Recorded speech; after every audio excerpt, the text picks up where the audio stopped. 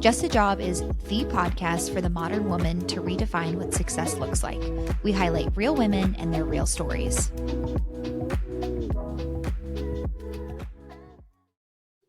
Hi, welcome back to another episode of Just a Job with Ellen and Sarah. Again, we are peeling back the curtain of Just a Job headquarters, and you get to see the real and raw girlies. And in an effort to keep it real, we're chilling today. It's a Sunday. We are minimal on the makeup. And again, I'm hoping that everyone is not easily startled when we see the episode, the interview after this. And you're like, oh, who are those pretty girls with their hair all done and looking lovely? But here we are today. It's a Sunday.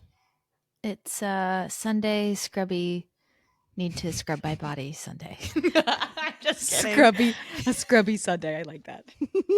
So we were laughing before because Ellen and I have this running joke. We call ourselves Sam and Ed. And it originally started, this is a whole different topic that's not even related to work. But growing up, I was one of three. I have an older brother and a younger brother.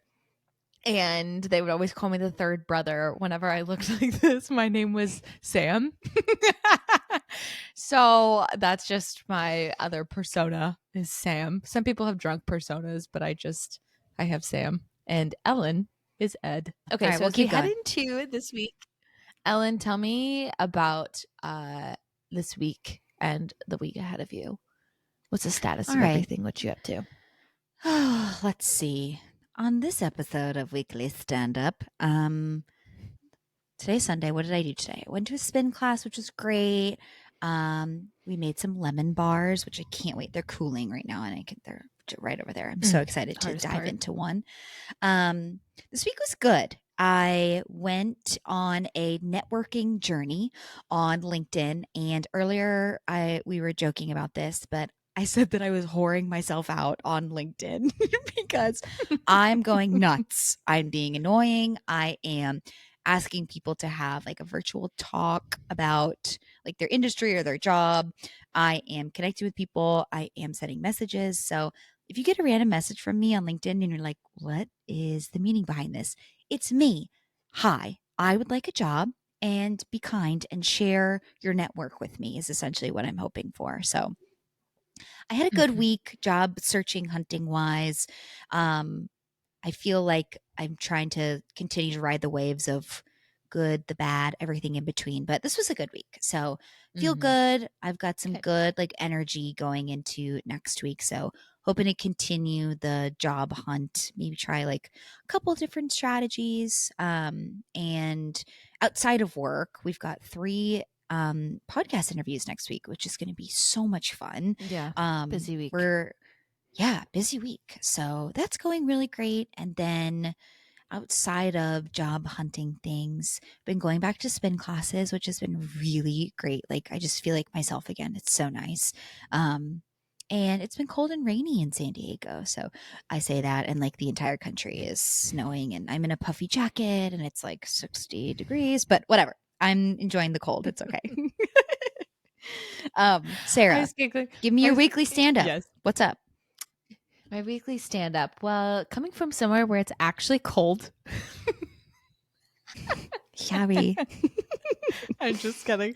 I think we got like 6 inches of snow. Maybe I'm exaggerating. I don't know. That's a lot. But it was a lot. It snowed all day Friday. So played in the snow a little bit, went and ran some errands. I'm definitely getting that like, okay, I'm done with the cold. Like tapping out. That's enough slices. And so that was this weekend. This week, not work related, not podcast related. The Bachelor comes out tomorrow, and I want to watch it so bad. We have a mini crush on, what's his name? Oh, it's not a mini crush, Ellen. I was trying to be nice. You're like, Sarah, you're married. We're like, yeah, I know. I can still have a crush on this man. His name's Joey, and he's from the Philly area. So, cutie. Yes, I am very excited for that. And just too, I feel like the Bachelor Monday, just energy and friendship time. I just really look forward to that. So that's this coming week. But yeah, also making it through 3 podcast episode recordings. So excited to hear some stories. And I'm also excited for everyone to hear tomorrow's episode. It's gonna be a good one. Yes, I know. Oh my gosh, so sorry. Hey, Amelia. We haven't even said who we're interviewing. We have Amelia May coming on and sharing her story, going through the highs, lows of grad school, post grad, managing COVID, starting her own business, and kind of landing where she is now, which is a place that she's really, really excited about. So I think everyone's really going to enjoy her journey and kind of how she's just overcame anything that's come her way and just found her way out and in a better place on the other side. So I think people are really going to like it. That was a blast to record. Any parting thoughts, Sarah? Anything you'd like to share with the class? Have a great full 5-day week, everyone. Ooh, ouch. That's a punch. That's a punch to the gut. It's gonna be a good one. I can feel it.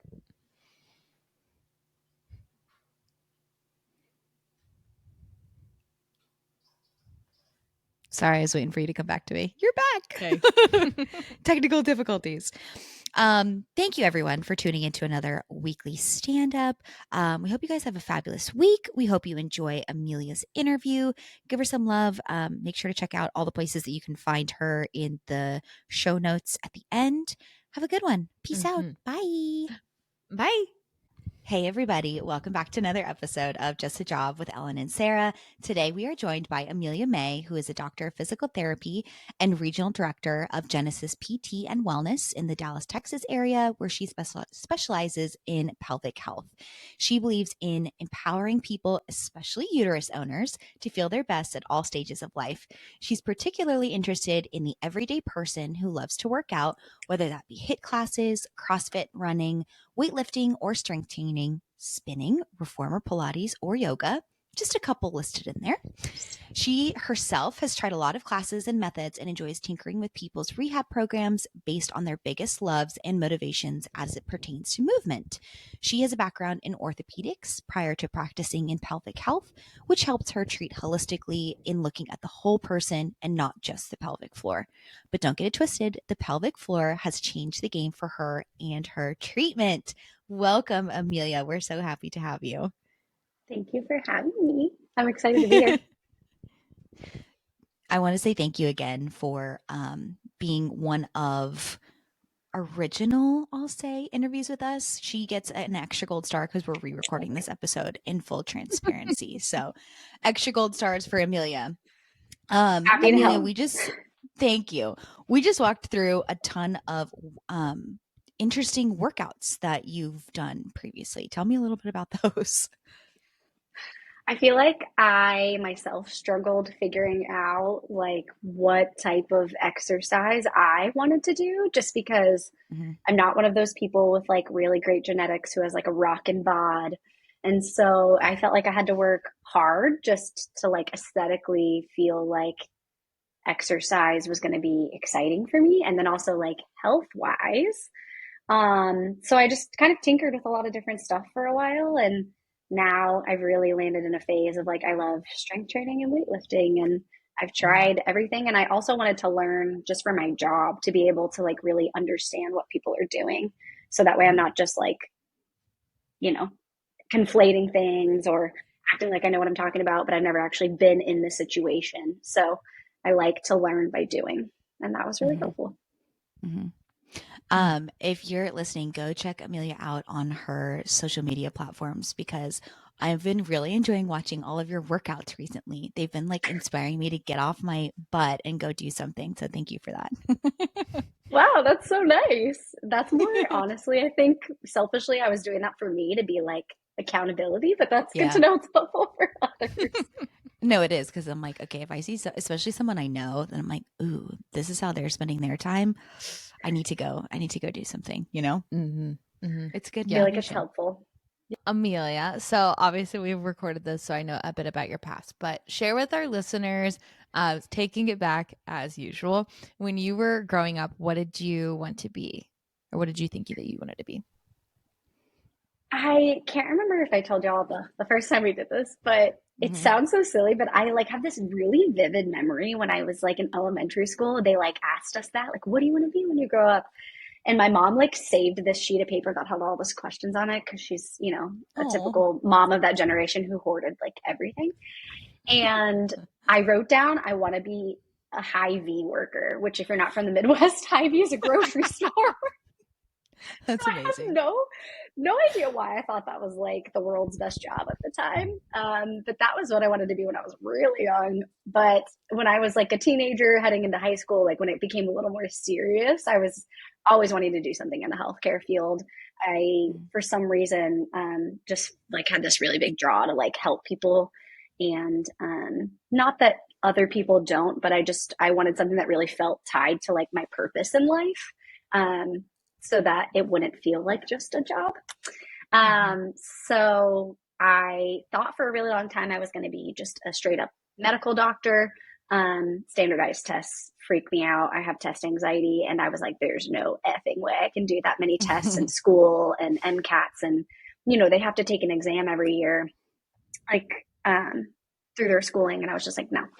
So X that. Then I was like nursing. And then when I started to have to do like blood draws as I got older, I like fainted every time. And I was like, nope, don't like tourniquets, not doing that. So a back injury led me to physical therapy. So Mm. yeah. Almost a process of elimination to really get you to where you Yeah. would like to really focus on specifically.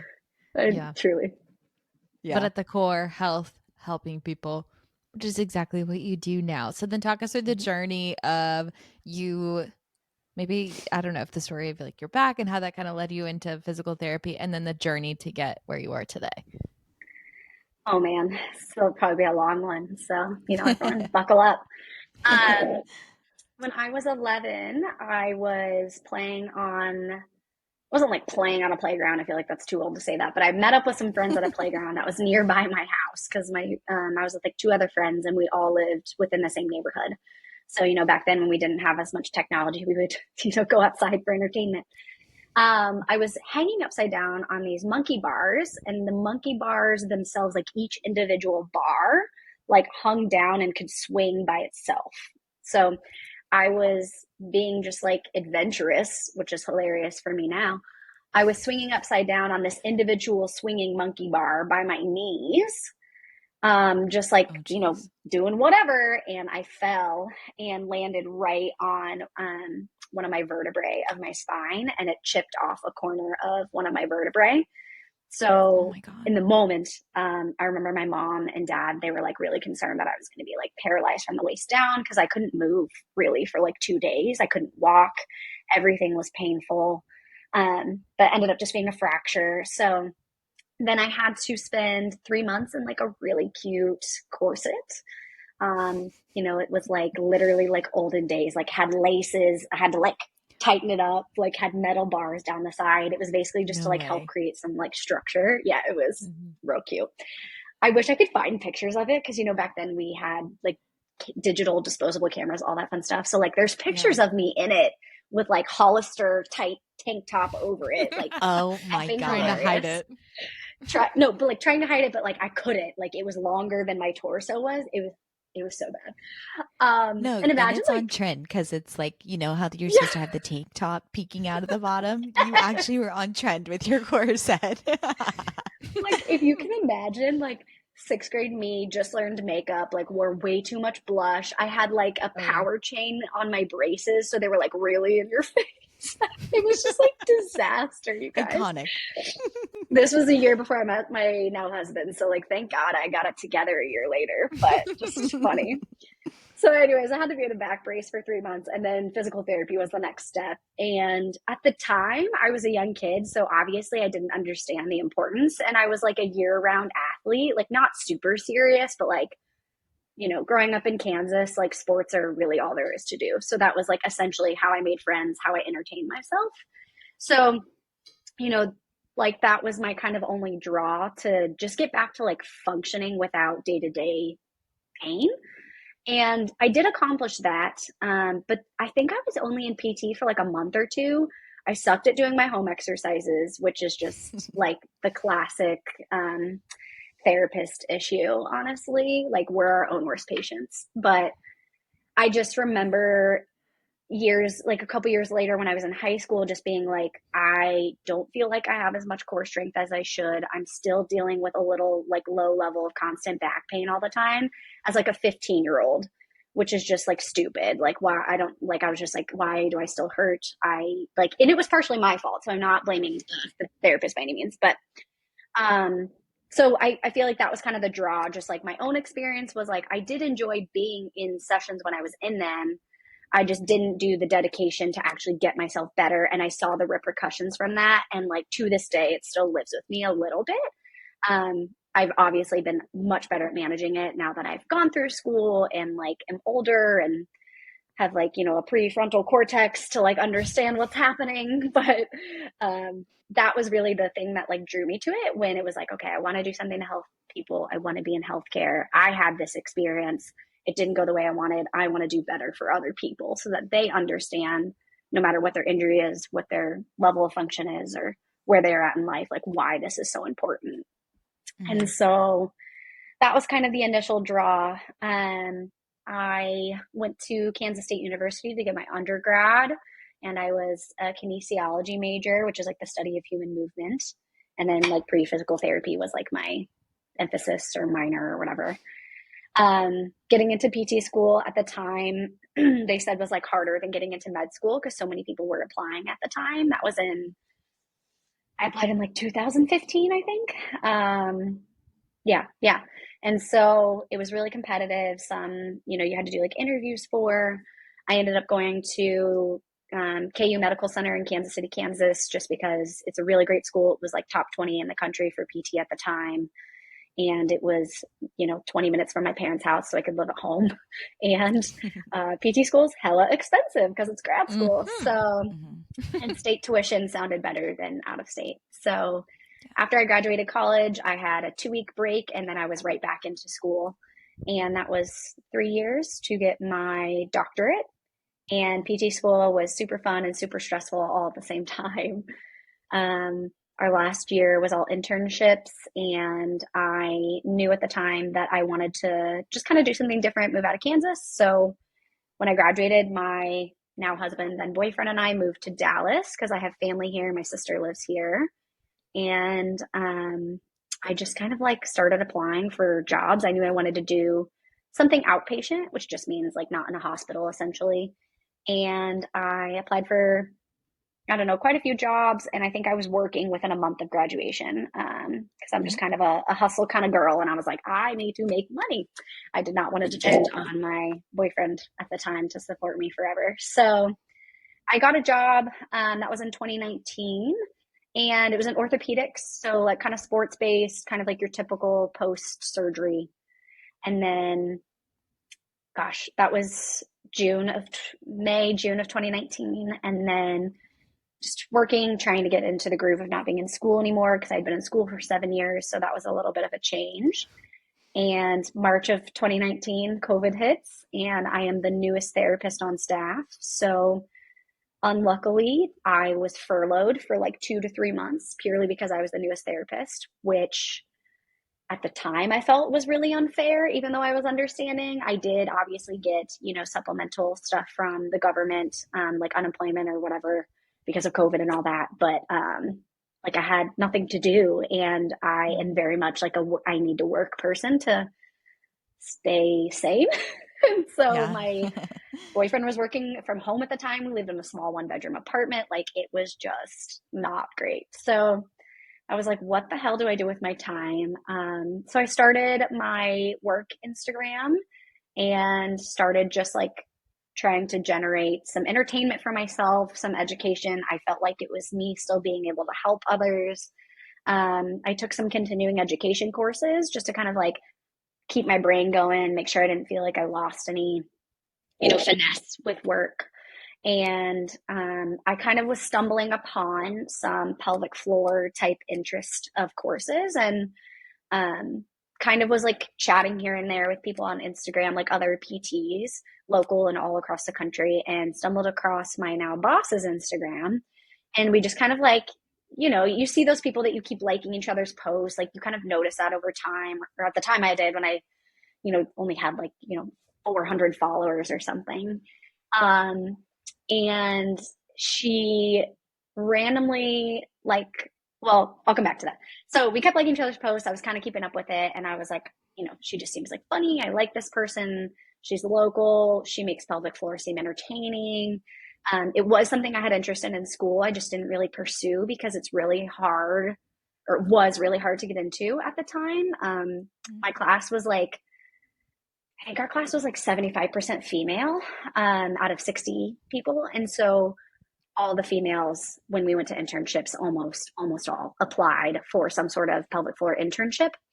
And in Kansas City at the time, there was really only one pelvic floor physical therapist.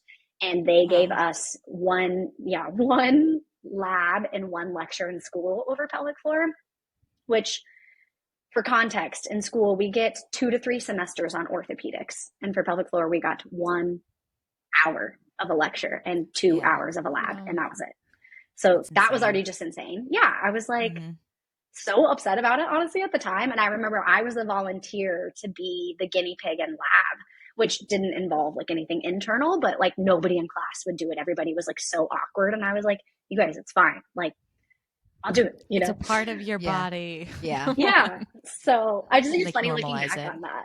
Yeah. Yeah.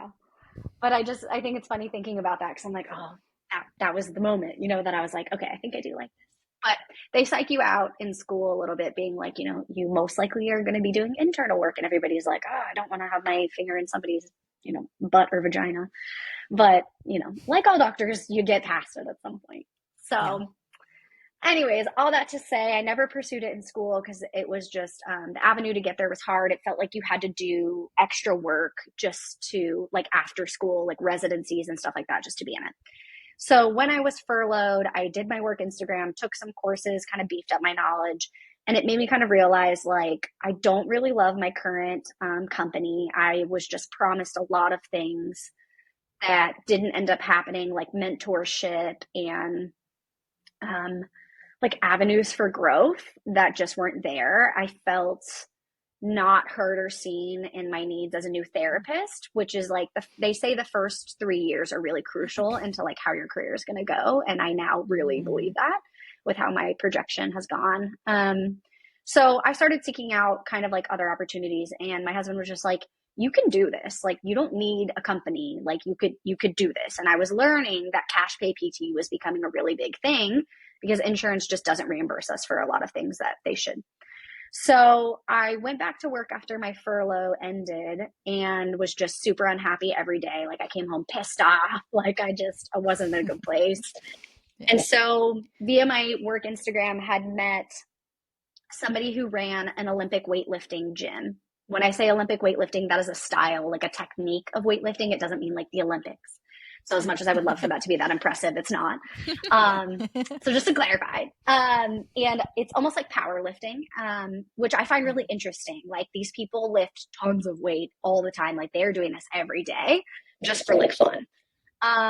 So I kind of connected with this guy. He was like, I kind of would really love to have a PT just like around for like injuries, help with their like form and technique if they need it. Some of them are working through an injury. Like, would you be interested? And it was like 10 minutes from my house. So I was like, sure. So ended up doing that, kind of like for free. Like they let me have a room there, to work with them for free. So like they weren't paying me anything, but I also wasn't paying them rent. And I'm really grateful for that because it really helped me like generate some confidence that like I could do this thing on my own if I needed to. Just like the cost of everything scared me at the time because it was like, you know, I had not had a job for a while and I was still new to the workforce at, you know, like 25. So I didn't have as much money as most people my age did. And long story, the gym ended up getting kind of like dissolved. They had some personal issues between the owners. And it was good timing for me too, because it was just getting to be not the environment I wanted to be in, but like I was grateful for the experience. And so at that time I had connected with somebody else. Like I was really trying to like get out and go into my own avenue. And right after I had been like, I'm going to leave my job, I'm going to do this, I was heading to a course in Houston for the weekend. And this girl from Genesis PT and Wellness, whose Instagram account that I really loved, messaged me. And it was like Friday night at like 7 p.m. And she was like, hey, I need to hire and I really like your stuff. And you look like you're interested in pelvic floor. I'd love to chat if you're interested in this line of work. And I was like, holy shit, yes. So I'm immediately messaging her back. And come to find out, she was like out for her birthday that night, like drinking margs. And if you knew my boss, this is her 100%.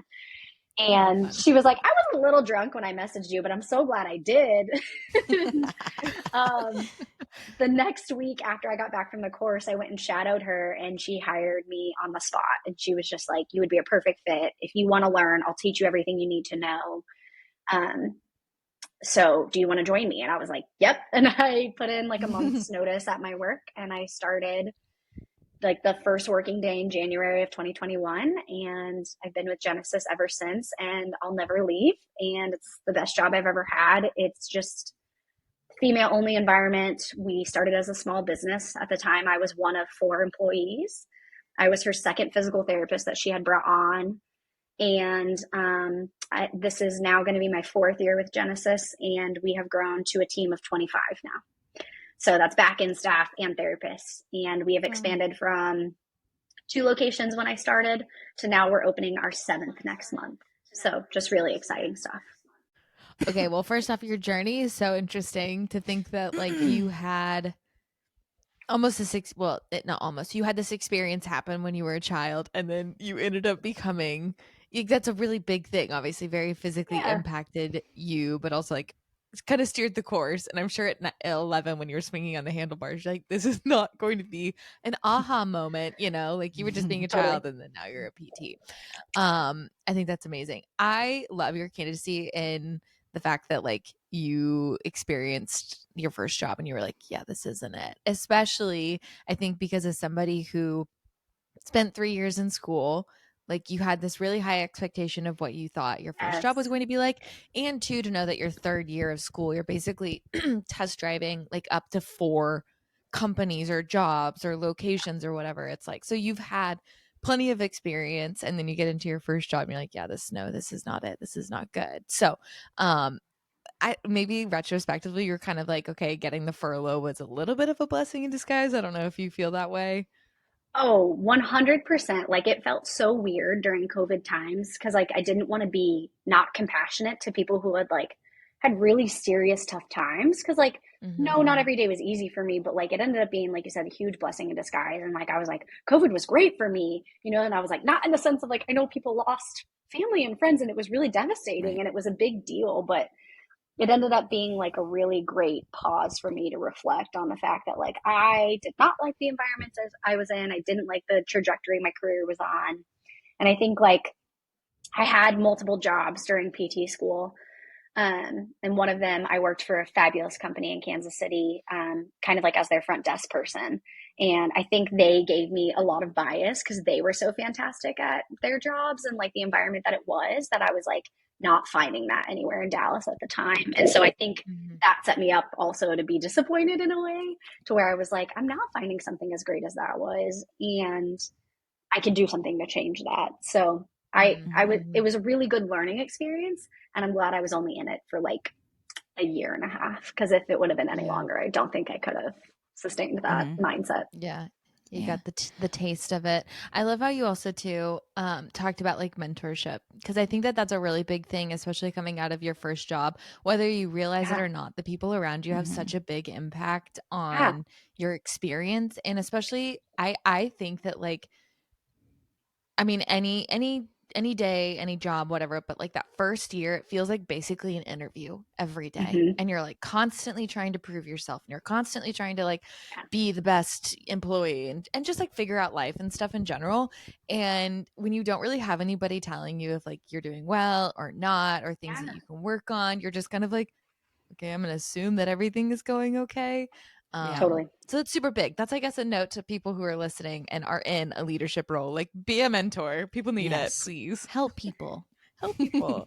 Well, and it's like PT school, this may be unique to this profession, but like it's all about being able to pass your licensing exam. Like that's mainly what it's for. You don't really get a ton of on the job training until you go into your internships. And even then, it's like there's still some barriers to you being a student. There's only certain things you can do. And so, like, it wasn't even just mentorship on like my career, it was mentorship and like, how the hell do I get these people better? And I wasn't even getting that. So I just felt like I was floundering and having to like, which it's okay to have to like be independent, but I was like, I'm researching the heck out of stuff. I'm doing everything I can by myself. So like, where are you to help me? So it was not a good situation for me at the time. Yeah. I think one thing that I personally find very like admirable about you, and then I think our listeners will really resonate with, is just your like resiliency and tenacity when it comes to any hurdles that you've had in your career of, we talked about this last time, but having to take your, what's that entrance exam called again? What's the acronym? Yes, it was not the GMAT, the GRE. Yeah. GRE, thank you. Yes. Of like that as an example, and then going through your first job and really not enjoying it, working through being at home and going to school, getting furloughed, finding and all of that path to get to where you are now, which is you're doing so well. You're very, very fulfilled and happy with the work that you're currently doing. Like, looking back on kind of those twists and turns, like, is there either a particular moment or maybe a theme that sticks out to you of how you got through and made the changes to like get over that hurdle that you were currently going through? That is such a good question. And thank you for saying that. That's so kind. Maybe this is me being like annoyingly humble, but I don't know how much stake y'all put in like, personality tests, but I'm a big like Enneagram person. Like the leadership coaching that I do, we talk about it a lot. And I'm an Enneagram 3, which is like the achiever, and my wing is a 2, which is the helper. So to some degree, I feel, yeah, it's kind of a good and toxic combo.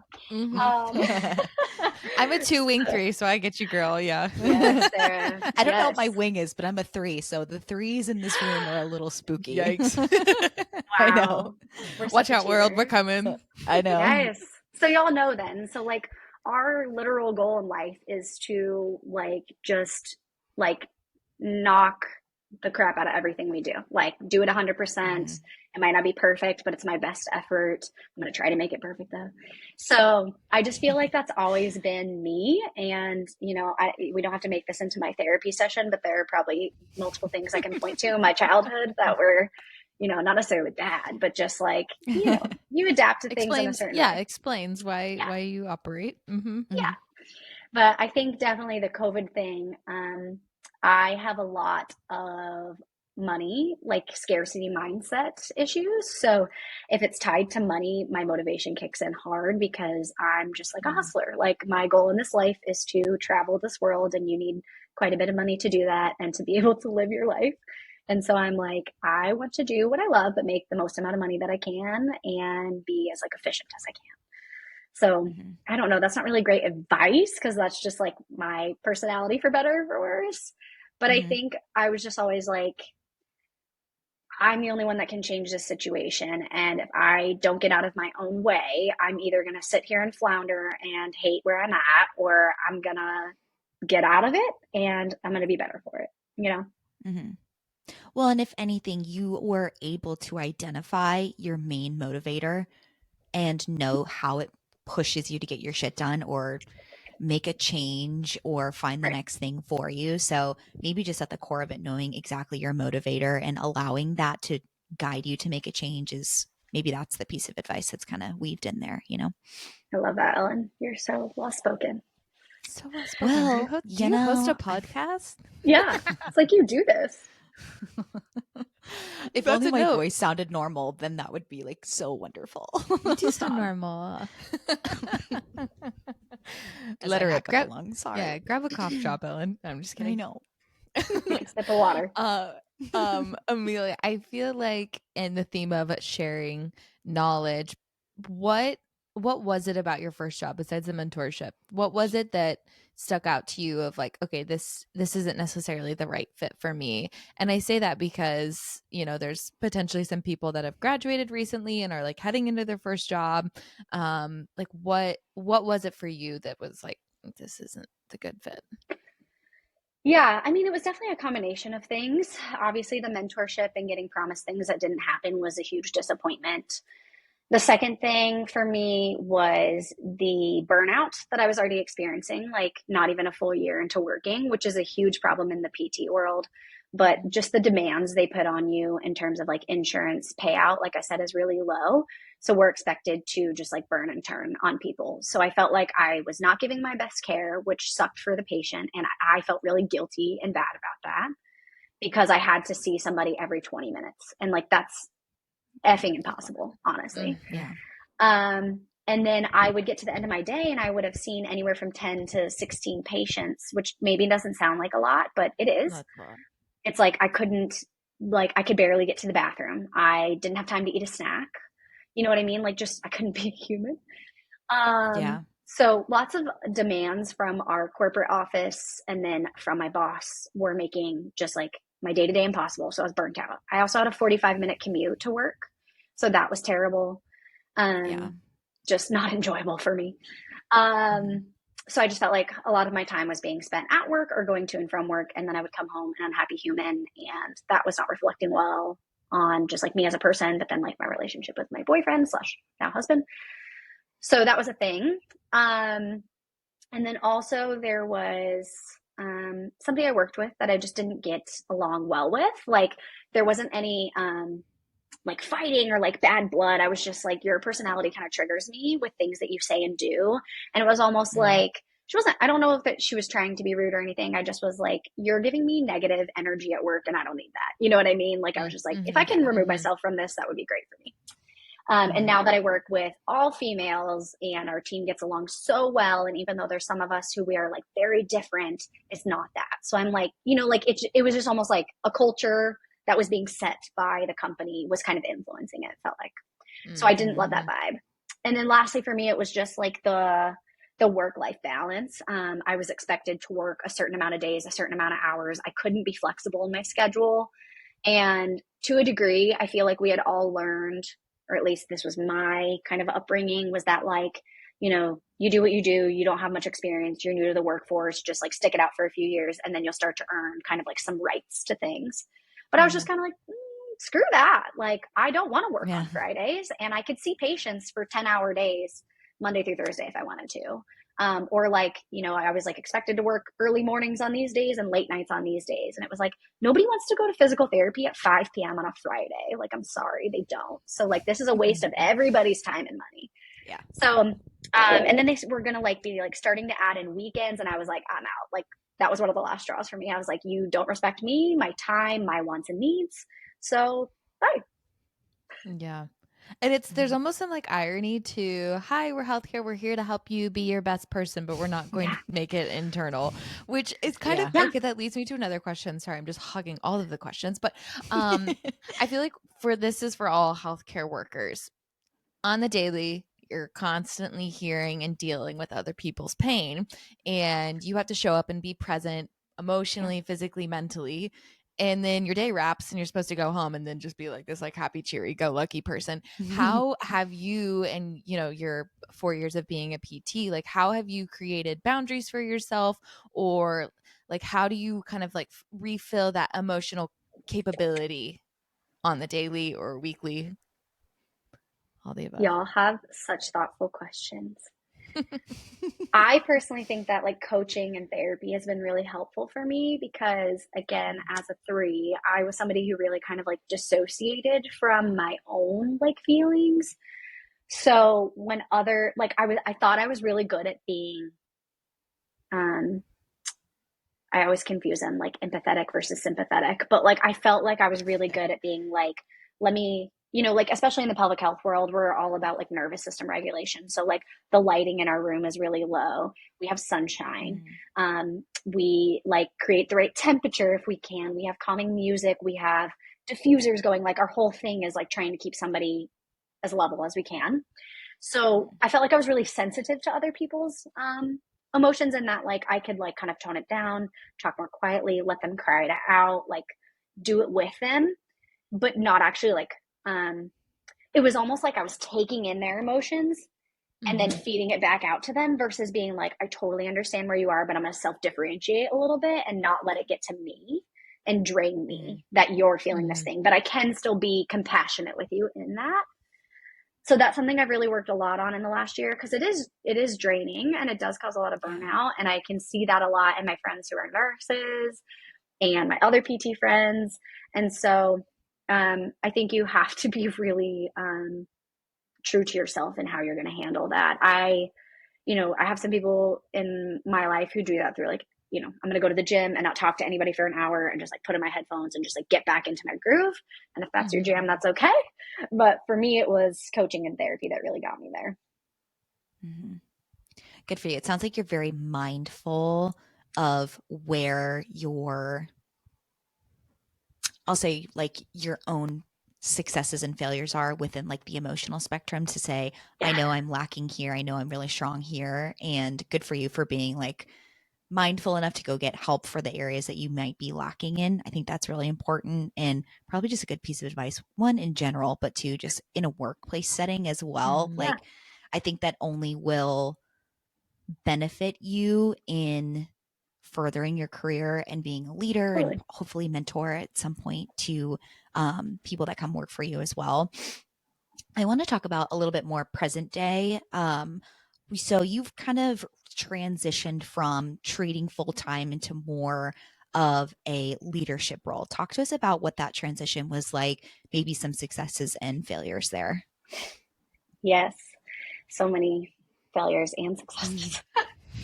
Balance. Yes. Yeah. So a lot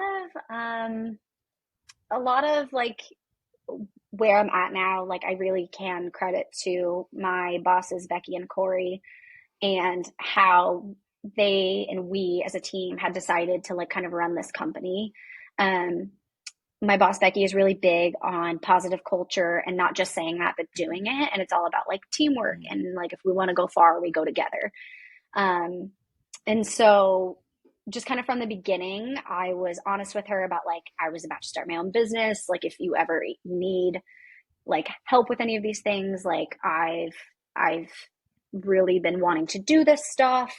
So I was very upfront at the beginning with like, hey, I'm okay being a therapist for, not forever, but for like a long time. But like, I would really be interested to like help you do stuff, grow with you, be an asset to you from the business side. And so within a year, she took me up on that offer as we kept growing, because she just needed more help and we were doing more things. So it's all been like a very like gradual process over time. Like at first I became the Dallas director. And then as we kept growing, I was like kind of senior director-ish for like a couple of months. And then due to some other like bigger changes, I'm now like the regional director for Genesis as we just kept growing. And as both of my bosses kind of recreated their roles and we're doing more too. So I can't fully say that there was like any big thing success-wise that I had done besides just stating my needs with all of that and just like working hard and thinking about my team rather than just myself. I think that was a big draw for her that she's told me over time, is just like, you are the way that you are, and the fact that like you were wanting to better the company. And that was a big success for me to help you be a bigger part of the leadership group here. And so I would say that was a really big success, was just knowing what I wanted and being upfront about it, and not in like an aggressive way. Failures that came with that, the biggest two that come to mind was just struggling with splitting my time between business brain and patient care brain. It was difficult for me. It still is some days, to sit there and focus on the person in front of me and be like, what do you need? Because also in the background, I'm like, my to-do list is like 10 things long and I've got to get this done today. That's time sensitive, so that's more of me thing. But that's been really hard to just like split my mind. So I've started kind of doing like more bulk work from home days and then more bulk patient care days. That way I can split my brain, which has been really good. So just compartmentalizing organization. And then The other biggest failure for me is the transition with my team. It was a little bit hard for some of my relationships to go from being like your coworker, your friend, your confidant to also like now I'm your boss. And not in a bad way. I think it was just a big transition for everybody because like our group is really open and we care a lot about them as people. Like we really intertwine personal lives and professional lives at Genesis, which has benefited us all. So it's not like they couldn't tell me things type of thing, but I think it was just a little bit of a weird transition to like, oh, instead of going to Becky, I'm now going to you. And that took a bit of a, we got to flex this muscle for a while from my perspective and my team's perspective. And I think it was also just like a weird shift for them because at the beginning when Genesis was smaller, everybody came because they were obsessed with my boss, Becky. Like I was the same way. Like she just has this thing about her, this energy. Like she was the reason all of us loved the idea of this job. So when she stepped back, it was hard for everybody to be like, oh, I'm not seeing Becky every day. She's like not the person I'm talking to. So I think everyone was kind of grieving the loss of that special relationship they had too, which again, nobody's fault. It wasn't intentional, but I think that kind of impacted their thoughts about me as their boss because it was a loss for them. And rightfully so. Like, I get that. We all felt it. Totally. So. Well, and change is hard regardless, but maybe even more so because your group is so close and because it maybe affects them more so than it would maybe in like a typical sterile corporate environment, I'll say. Yeah. Exactly. Purposefully use the word sterile there. What if you could look back at any point during your career, whether it's preschool, well, sorry, when I say preschool, not like literally like little tiny you, like before going to PT school preschool or in school, post grad, first job to now, like, is there a piece of advice that either you would give to yourself or one that you've received that's been the most beneficial to you? I tell people this a lot, which is probably not the answer people expect, but I'm always like, don't do it. Don't go to PT school. Not that I mean, like, obviously. Avoid it at all costs. I mean, literally, like, I wouldn't go back and change anything now. I'm not going to, like, leave PT or anything. And obviously, I'm obsessed with my job and what I do, and I love helping people. It was a lot, you guys, as you know, with both of your husbands, but it's a lot of time commitment. It's a lot of school, and we don't get paid well. So unless something changes in the healthcare system, I really don't see people getting what they should out of PT, which is just a damn shame and really sad. And school is expensive. Like I'm going to be in student loan debt for a very long time, which is just like looming over my head. So unless you have somebody paying for your school or you get a badass scholarship to cover it all, good for you, I just think there's a lot of things that need some change to make it really be not everything's about money. Like my job is very full in terms of fulfillment, but we've had to work really hard to get there because we are cash pay, because we set our rules, and because we get to spend an hour with our patients, which is not common in the actual PT world. So I just think like the healthcare system needs some improvements for this to really just be the thing. So that may be what I tell myself. I feel like there was a secondary question in there, Ellen. You said, what would you tell yourself to change? What advice and there was something to else. yourself, and then any advice that you've received personally that has like really, really benefited you. Ooh, advice I've received that's benefited me. Oh my gosh, that's a good one, but I can't think of anything off the top of my head on advice I've been given. Not to say that I haven't been given good ones. I think if I were to give myself advice, I think it just would have been to like trust myself sooner. I think I lacked confidence in not my abilities to do things, but like in the result that like you can put in the work, it's going to pay off, Yeah. I think I doubted that for a long time for some reason. And that was maybe more like a self-confidence thing. I saw this like new, of course, TikTok mantra of saying like, what if it happens? Like, what if it works out? What if it's the greatest idea you've ever had? And I feel like that really kind of is in line with that way of thinking. Also a little on the nose for me in the current landscape of my job situation. So thank you for that. You can do it, I'll Ellen. I definitely believe in you. take that. Ellen, Thank you. I'm gonna propose. You should go to PT school. I was just told to not go to PT school. At this rate. You and Tim start your own business. You help him I could be his never business work manager. with Tim. I love him so much. I could we would kill each other. It would be terrible. I get that. It would be terrible. God love him though. I was gonna say, Sarah, Amelia, I was just gonna say that's so funny because I feel like obviously we have a ton of PT people, not just with the pod, but like in our outside circles.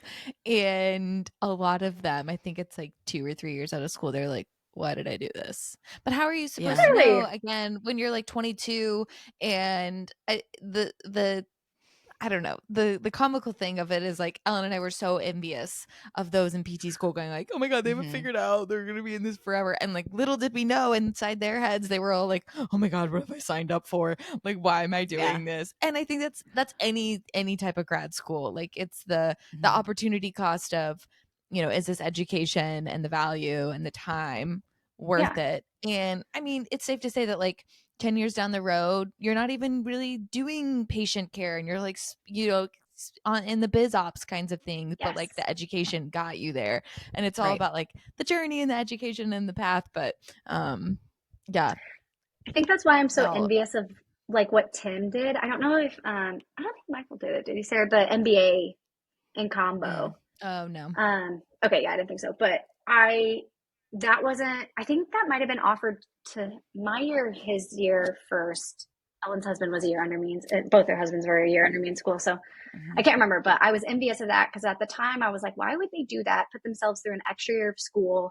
But now I'm like, well, they're geniuses because I don't know half the shit I should from the business side. It's really like a learn as you go for me, which has been great. But like I said, I'm not going to change anything at this point. I do love my job. It's just PT burnout is like so bad. Like, 2 to 3 years out of school. I was a year out of school and I was burnt out. And then I had to change routes and I'm obsessed with pelvic floor and I'll never do something different. But it's insane. Something needs to change. It's the healthcare part of it all. But I think, you know, it's something to learn. Like I said, learning experience, but we'll get better. Yeah. Also thinking about your last interview, I don't even think we asked you your definition of success. So serendipitous that we get to do this again. So Amelia, tell us what your own personal definition of success is.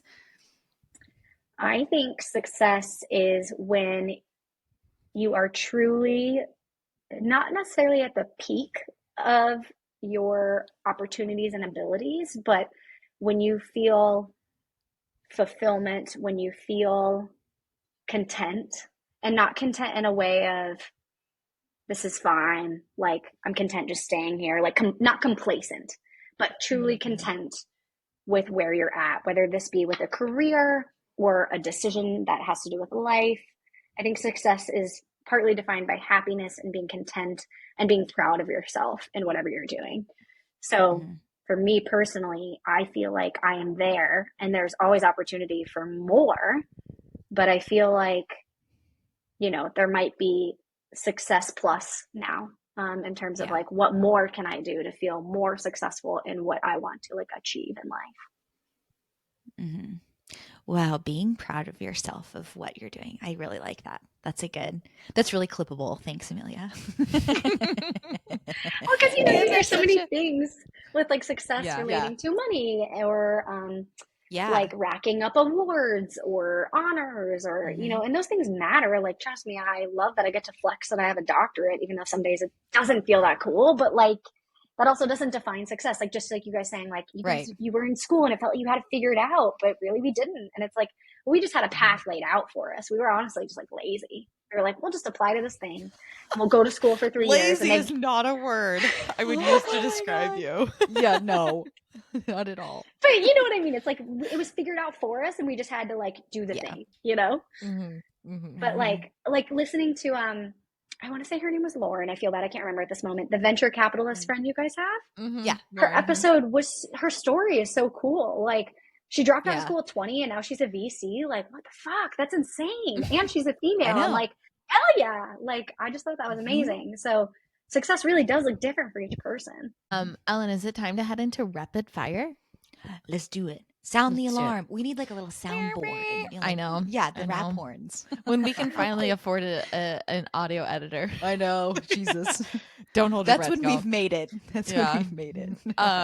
Amelia, what's something that you have to make it through the workday?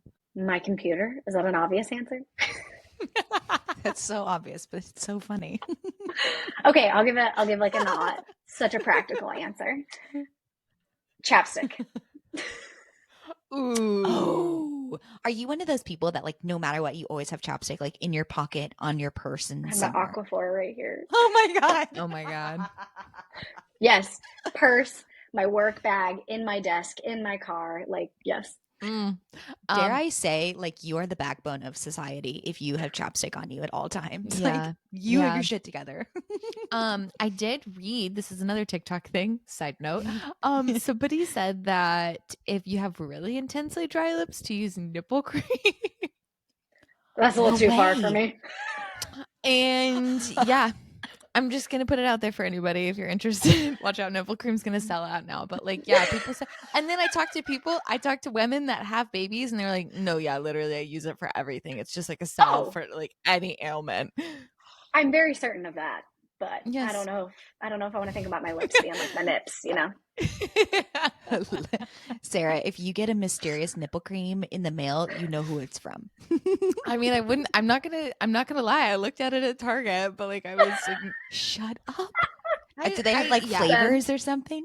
Flavors, Ellen, it goes on your nipples. Well, vanilla. Like what? Like, or sorry, not flavors, smells. Like, do they have certain smells? So I would hope it's unscented. Not that I've heard of. Okay, this is totally. That was such a fun tangent. Wow. Okay, we're in rapid fire. I'm like, where were we? Rapid fire questions. Amelia, what is your favorite way to unwind after work? Read a book. Like, you are a reader. Yes. You're a Kindle gal too, aren't you? Don't get me wrong. I'm obsessed with a physical book. Kindle for me, just as like a big traveler, is so easy. And like I read at night. So my husband will like turn the lights off and I still have a light. And then it's easy to pack because it's one skinny thing, not like multiple big books. But I do miss a physical book. I like the turning of a page, like to smell it. I love a book.